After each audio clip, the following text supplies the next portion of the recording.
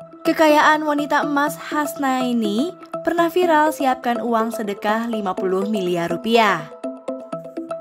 Nama wanita emas trending di Twitter pada Jumat 23 September 2022. Kekayaannya pun menjadi perbincangan warganet. Pasalnya wanita bernama asli Hasnaini ini menjadi buah bibir setelah terlibat dalam sebuah kasus korupsi PT Waskita Beton Precast pada 2016 hingga 2020. Keterlibatan Hasnaini dalam kasus tersebut terkait dengan jabatan yang ia emban sebagai Direktur Utama PT Misi Mulia Metrikal.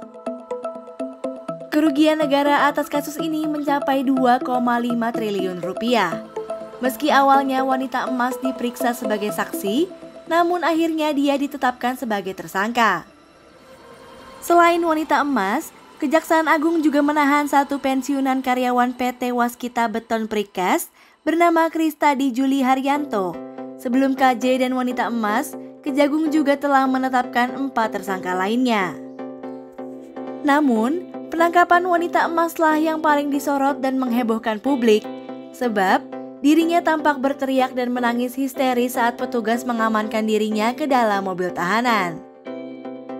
Direktur Penyidikan Jampitsus Kejagung Kuntadi turut membenarkan Hasnaini yang turut diamankan sebagai tersangka kasus korupsi tersebut.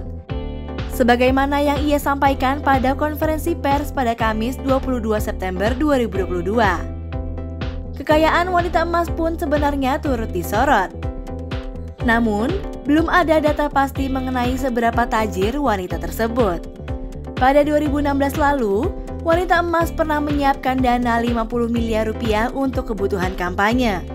Uang tersebut digunakan untuk belusukan dan membagikan sembako kepada masyarakat. Saat itu diketahui wanita emas mencoba maju menjadi bakal calon gubernur DKI Jakarta. Kendati demikian, wanita emas sama sekali tak menyesal. Dia justru menganggap hal tersebut sebagai sedekah. Ternyata, Hasnaini merupakan salah satu tokoh politik yang namanya cukup kondang di telinga masyarakat. Ia merupakan seorang pendiri partai baru bernama Partai Emas yang kini statusnya menunggu untuk disahkan.